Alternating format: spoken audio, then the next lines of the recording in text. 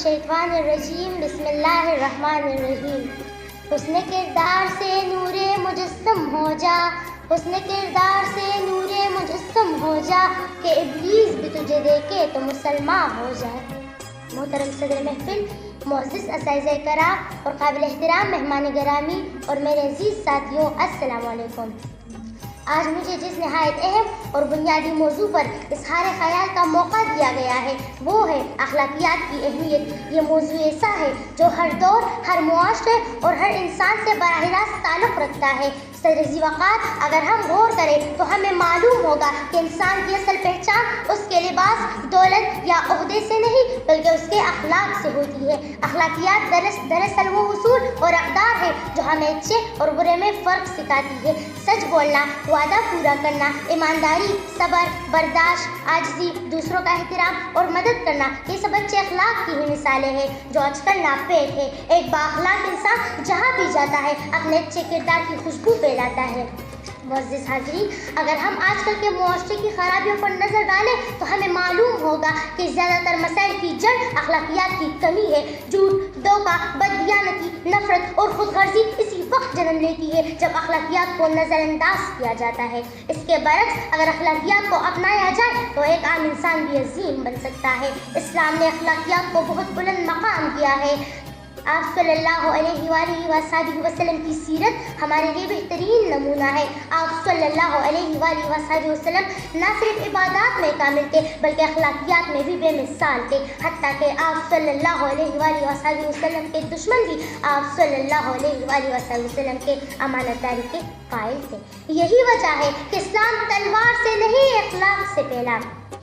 معزز اساتذہ کرام، میں نے جب سے تعلیمی میدان میں قدم رکھا مجھے نمبروں کے دوڑ میں شامل کر دیا گیا۔ میری ذہانت کو ہمیشہ میرے امتحان میں حاصل کردہ نمبروں سے جانچا گیا۔ مجھے کبھی یہ نہیں کہا گیا کہ نمبرز کی قدر سے نکلو، یہ نمبرز ہی سب کچھ نہیں ہوتے۔ مجھے کبھی پاس بٹا کر یہ نہیں کہا گیا کہ بیٹا تمہارے اصل نمبرز تمہارا حسن سلوک اور حسن اخلاق ہے۔ تعلیمی میدان میں مجھے کسی نے یہ نہیں کہا گیا کہ دوسروں سے اپنا موازنہ نہ کرو، وہ چنبیلی کے پھول ہے تو تم گلاب ہو۔ ہر کسی میں منفرد خوبی اور صلاحیت ہوتی ہے، کسی سے حسد نہ کیا کرو۔ رب نے تمہیں جو مقام دیا ہے اس پر راضی رہو، اس پر شکر ادا کیا کرو۔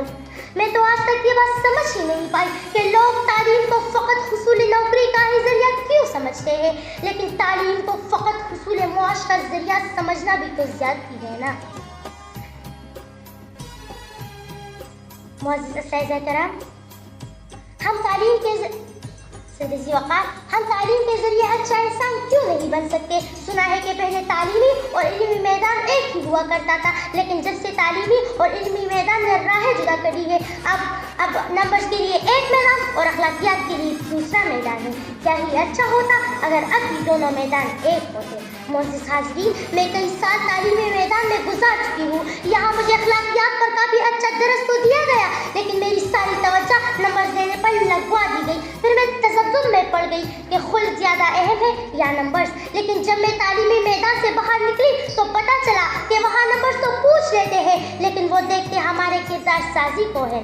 میرے عزیز دوستو، اخلاقیات صرف کتابوں میں پڑھنے یا تقریروں میں سننے کی چیز نہیں بلکہ ان پر عمل کرنا اصل مقصد ہے۔ ایک طالب علم اگر بااخلاق ہو تو وہ نہ صرف اچھا انسان بنتا ہے بلکہ ایک کامیاب طالب علم بھی ثابت ہوتا ہے۔ استاد کا احترام، وقت کی پابندی، محنت اور سچائی طالب علم کو ترقی کی راہ پر گامزن کرتی ہے۔ صدر ذی وقار، اسی طرح عملی زندگی میں بھی اخلاقیات کی بڑی اہمیت ہے۔ ایک تاجر اگر ایماندار ہو تو اس کا کاروبار ترقی کرتا ہے۔ ایک افسر اگر انصاف پسند ہو تو عوام اس پر اعتماد کرتی ہے۔ ایک عام شہری اگر بااخلاق ہو تو معاشرہ پرامن بنتا ہے۔ حسن اخلاق ایک ایسی خوبی ہے جو دل میں پروان چڑھتی ہے اور زبان سے آیا ہوتی ہے۔ جس طرح سیب میں موتی پروان چڑھتا ہے اور وہ لوگوں کے لیے نایاب ہوتا ہے، اس طرح حسن اخلاق ایک ایسا گوہر ہے جو کسی کے پاس ہوتا ہے۔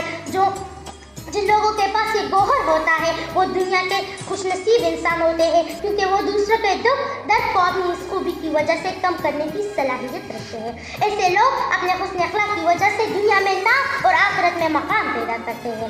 بقول شاعر، نرمی گفتار میں پوشیدہ ہے انسانیت، نرمی گفتار میں پوشیدہ ہے انسانیت، تلخ لہجوں سے تو ٹوٹ جاتے ہیں رشتے بے شمار۔